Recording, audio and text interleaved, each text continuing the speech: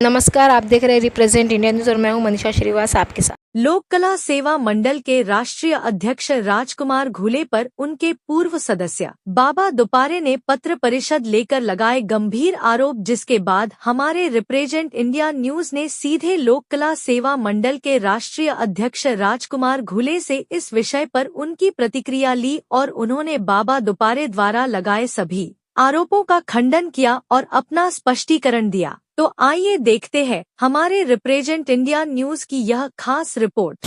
बाबाराव देवाजी दुपारे सावने सन्मान्य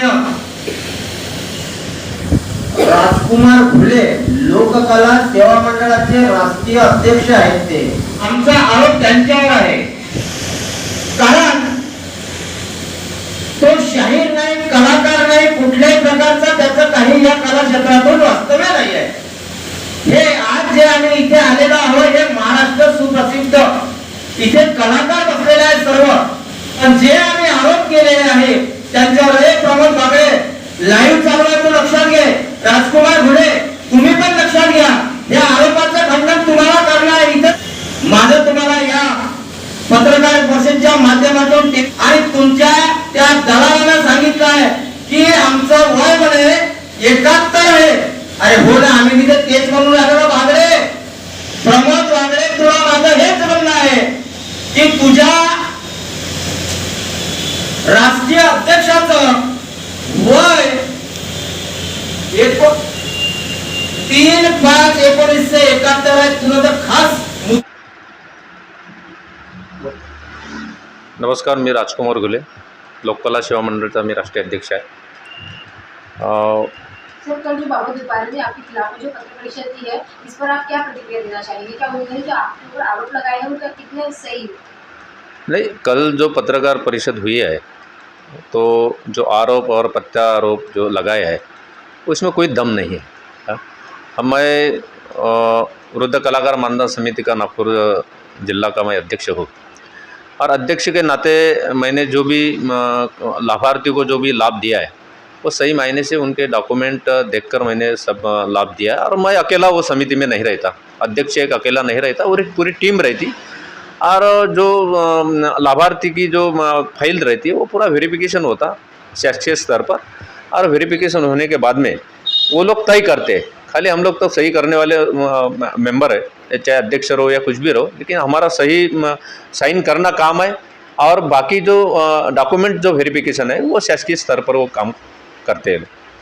उनका ऐसा आरोप है कि आपने कई लोगों का जो रिश्तेदार वगैरह है उनको आपने मानधन दिलाने की कोशिश की है, जबकि वो उम्र में भी नहीं बैठते हैं, उनकी 50 साल उम्र है, उन्होंने कई लोगों के नाम भी बताया। रिश्तेदार तो मेरे सभी है, मैं जब सामाजिक क्षेत्र में काम करता हूँ तो रिश्तेदार मेरे सभी है, सभी कलाकार मेरे रिलेटिव है और जो कलाकार है उसका पेंशन का काम करना ही मेरा कर्तव्य बनता है। अगर वो सही मायने से अगर फाइल है उसकी तो उसका सिफारिश करना मेरा काम रहता है, लेकिन बाकी तो सब शासकीय स्तर पर वो सब कमेटी करती है। जिला परिषद में भी उन्होंने कहा है कि आपके द्वारा वो लिस्ट चेंज कर दी गई है, उनकी समिति से बाहर निकाल दिया गया है और मेरी एक भी नहीं सुनी। लिस्ट चेंज करने का सब्जेक्ट है नहीं, लिस्ट चेंज अध्यक्ष थोड़े करते हैं। लिस्ट बनाते जो IS कैडर का अधिकारी वहाँ का सेक्रेटरी रहता है और बाकी सब शासकीय लोग रहते हैं, वो लिस्ट कैसे चेंज करेंगे? वो सवाल ही नहीं उठता लिस्ट चेंज करने का। वहाँ पे एक महिला भी आई थी पत्रकार परिषद में, उन्होंने आरोप लगाया कि आपने जबरदस्ती उनको कहा है कि मैं आपका मानधन का बना देता हूँ, जो भी डॉक्यूमेंट आप मुझे दे दीजिए, जो भी होगा मैं आगे देख लूँगा, जबकि वो उम्र में भी नहीं बैठती। यही मैं आपसे पूछना चाहूँगा कि जो लोग खुद इसमें बैठते नहीं है और वो खुद यानी मुझ पर आरोप करने लगे हैं, तो वो कितने मायने में सही बात है ये तो आप बता, कि वो खुद ही उम्र में बैठते नहीं और खुद ने उन्होंने फाइल डाली है, मैंने खुद फाइल डाली नहीं और उनका रिकमेंडेशन उन्हीं के जो मेंबर कमेटी सदस्य थे उन्होंने उनका रिकमेंडेशन किया। दुपारे ने जो मुझ पर जो आरोप लगाया वो सही मायने से मैं आपको बताता हूँ कि पूरे आरोप ये निरास्ता है। उन्होंने कुछ लाभार्थियों से कुछ पैसे की लेन देन हुई होंगी और वो लेन देन के वजह से वो जिससे उन्होंने पैसे लिए होंगे वो अभी उनको टॉर्चर करते होंगे और यही एक कारण हो सकता है ये सब इतनी बड़ी एक्टिविटीज़ करने के लिए। और इसके पहले भी उनके अगेंस्ट में पुलिस कंप्लेंट है, जलालखड़ा पुलिस स्टेशन में है, मेरे ख्याल से नरखेड़ पुलिस स्टेशन में है कि जिन्होंने उनको पैसे दिए और लोग अभी पैसे मांग रहे तो ये पैसे नहीं दे पा रहा, इसलिए सब एक्टिविटी चल रही है, दूसरा कोई नहीं। मैंने तो कभी ज़िंदगी में कभी किसी से 1 रुपया लिया नहीं। लोगों को, कलाकारों को पोषण करने का काम किया, कभी शोषण करने का काम मैंने अपने जीवन में नहीं किया।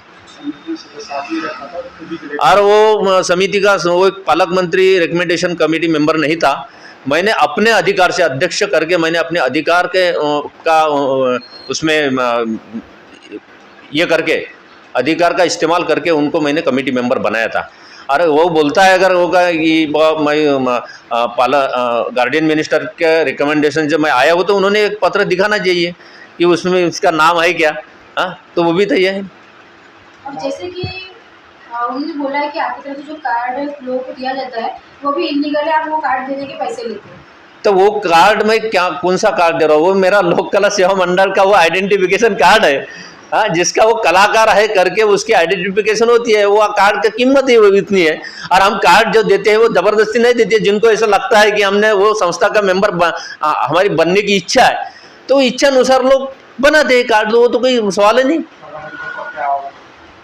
और उन्होंने ये भी कहा है कि अभी यदि मेरे इस पर कार्रवाई नहीं होती है, आपके ऊपर कार्रवाई नहीं अगर होती है तो मैं हाईकोर्ट जाऊंगा आपके खिलाफ। हाईकोर्ट नहीं, उन्होंने सुप्रीम कोर्ट भी जाना चाहिए मेरे वजह से, तो यही मार्गदर्शन रहेगा मेरा वाला। ऐसा आप ऐसे जैसे कि यह मुद्दा बार बार उठ रहा है, 12% दी जा रही है दोनों पार्टी की ओर से, तो ऐसे में कलाकारों का कहीं ना कहीं शोषण हो रहा है, तो इस पर आप क्या बोलेंगे? इस कलाकार नहीं, पत्रकार परिषद से कोई कलाकार का नुकसान नहीं होगा। ये खुद के यानी फायदे के लिए वो ये सब पत्रकार परिषद ले रहे हैं, खुद हेतुस्परस्तर उसका अलग अर्थ निकलता है। कलाकारों के ऊपर इसका कोई ये नहीं कि कलाकार है और कलाकार को कोई आगे पीछे नहीं खींच सकता है।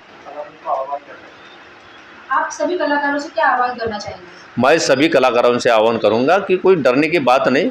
आप अगर कलाकार है तो इसके पहले भी जो कलाकारों का ही हमने काम किया और आगे जाके भी हम कलाकारों का काम हम हमारी संस्था की ओर से हम करते रहेंगे कि हम विचारधाराओं पर काम करने वाले लोग हैं। नहीं, उसके दोपहर के भ्रम में कोई कलाकारों ने नहीं जाना चाहिए, वो एक अलग बात है। अलग एक उनका इंडिविजुअल कोई मुद्दा होगा उसके लिए वो सब धावपड़ कर रहा है, लेकिन कलाकारों ने उस भ्रम में नहीं जाना चाहिए। कलाकारों के साथ हम लोग सभी है और वो आरोप में कोई दम नहीं है।